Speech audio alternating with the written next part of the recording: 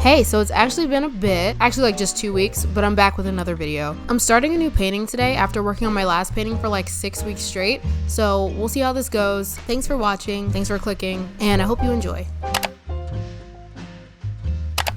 So I kind of decided last minute to make this more of a voiceover type video, which, you know, is cool, I guess. I'm just halfway sick, so this is not my normal talking voice. I had this idea for quite a while, and I decided to sketch it out so I wouldn't forget the idea, you know, the original idea and the reason why I wanted to paint it. So I decided to sketch it out, get it on paper, so that whenever I looked at it, I'd be like, oh yeah, I need to be doing this. This has become like my artist shirt, like the shirt that I wear whenever I want to feel inspired. I don't know why. I have been in the last couple of weeks experimenting with a new medium, which is oil pastels. I've been having a lot of fun with oil pastels. It allows me to just like get a little bit messy. If you're an artist trying to figure out what you want your next artwork to be, I think you should just get messy a little bit. These are the two sketches that I did in the last maybe week or so. I took some photo references using myself because I don't have anyone else to use. I kind of wanted a lot of emphasis on like the colors, almost making the figure in the painting not so proportionate. I wanted emphasis on the Air Forces that I'm wearing and the fact that they are creased. This is honestly the biggest painting that I have ever tried to tackle. I don't have an easel, and when I work right now, which is not ideal, I use tacks.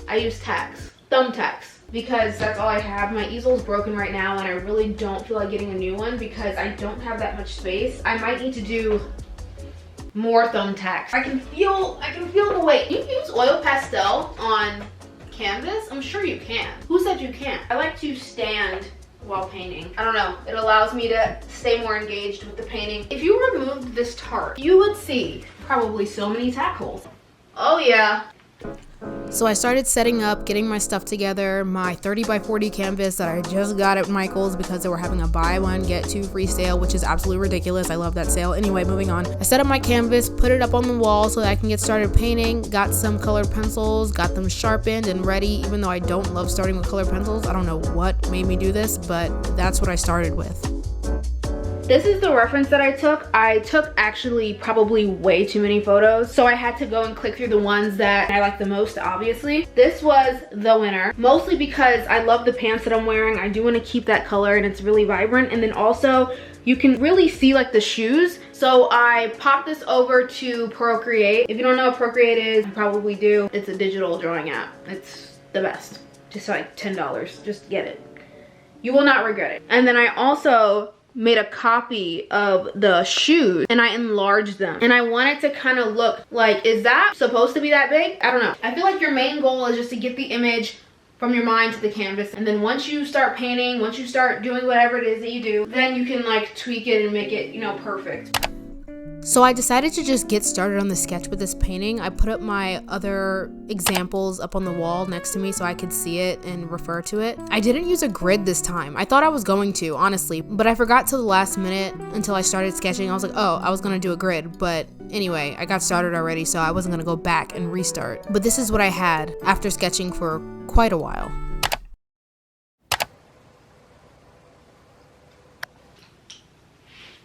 It's the next day. I wanted to continue working on the sketch because it is kind of important. I actually genuinely don't know what I want to do right now. I left a whole bunch of oil pastels on the floor and now I keep stepping on them and this is happening. We don't want this. And I'm wasting perfectly good oil pastel. I have linseed oil and acrylic gesso vibing on the floor right now. I have a Target bag full of art supplies. I'm tired of being an art major. It always causes so much chaos in my personal art life. It's just I have all these random supplies that I'm not going to use just laying around. They're in my car, they're in my creative space, they're all over the place, and I have to like lug them back and forth to school. This, let me show you something. This is a bag of random things. I have a foam ball that I'm never going to use. Oh my gosh, I found my light switch. What? I was looking all over for this, see? Causing chaos. I have this Tupperware bowl full of plaster that is now destroyed because plaster. A thing of plastic wrap that I could just put in the kitchen. More plaster, wire. I'm tired of seeing this stuff. Tracing paper, Elmer's glue. It's just sitting around my room creating chaos. Consider that when you're going to become an art major. It's gonna cause a lot of clutter, unless you're very organized. I'm not very organized. What were we doing? Drawing, right. You see my floor, it's a mess. Oh, I forgot to mention, Clay. Who's texting me?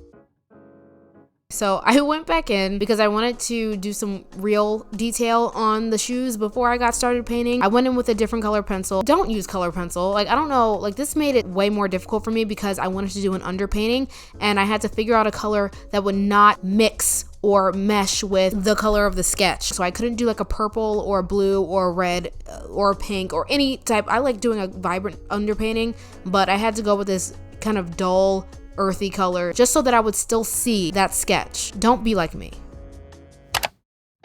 So I had to go be a college student real quick, take care of some business. I went on my class website and tell me why I see essay 5 to 6 pages, Times New Roman, .12 font, due tomorrow. And I'm like, wait, hold on, wait, no. So of course I go through the motions, freaking out, then figuring out how I'm gonna tackle this. I email my teacher because I didn't even understand the assignment. It's like the history of photography, something about that. I'm not quite sure what we had to write about, but I emailed her and she was like, oh, Kirsten, you're good. You already did the other part of the assignment, so you don't have to do this part. And I was like, oh, I'm already at the library. Now what am I gonna do? So I decided to pull up my paintings that I wanted to edit so that I can make prints and have them for my portfolio. I usually edit my photos in Lightroom and Photoshop. Like, I do all the adjustments in Lightroom and then I transfer it to Photoshop so that I can crop it properly and make the resolution right, because you don't want pixelated prints. So that's what kept me busy for an hour and a half at the library. I was like, I'm not gonna waste this trip. So anyway, back to painting. So when I first got started, I didn't have the camera going just because I wanted to like figure out where I was starting, if it was gonna go well, blah, blah, blah. You get the picture, I guess. I pressed record when I had some of the shoes finished because honestly, that was the most intimidating part. That's why I wanted to start with the shoes. And honestly, that was probably the base layer. The pants were gonna be overlapping on top of the shoes. So I wanted to get the shoes done first and I knew that. Oh my gosh, shoes are hard to paint. Like what, like I don't know what it is. I don't know why I feel so intimidated by shoes. Obviously, if I kept trying to paint shoes over and over, I would get better. But you want to get the colors right, you want to get the proportions right, and it's just not an easy task. But I got through it. Actually, that's a lie. I'm not totally done with the shoes just yet. Just a little bit more to go.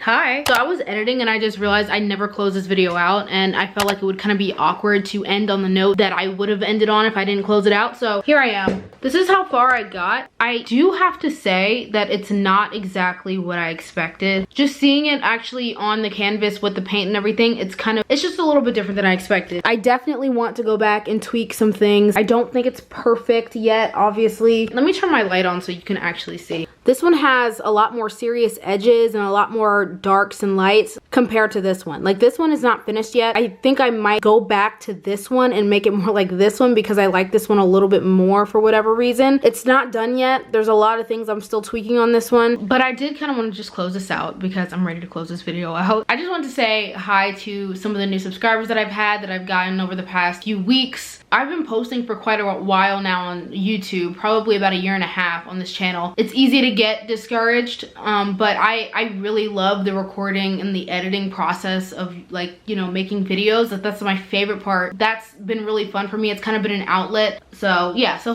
basically just hey, what's up? I'm gonna keep painting this. I want to be productive and I want to get it done because I don't want to like think about it too much, because sometimes when I'm painting and it's taking a really long time, I start to get really in my head and then I get discouraged and I don't want to finish it. But yeah, that's about it for today. Thank you for watching this video.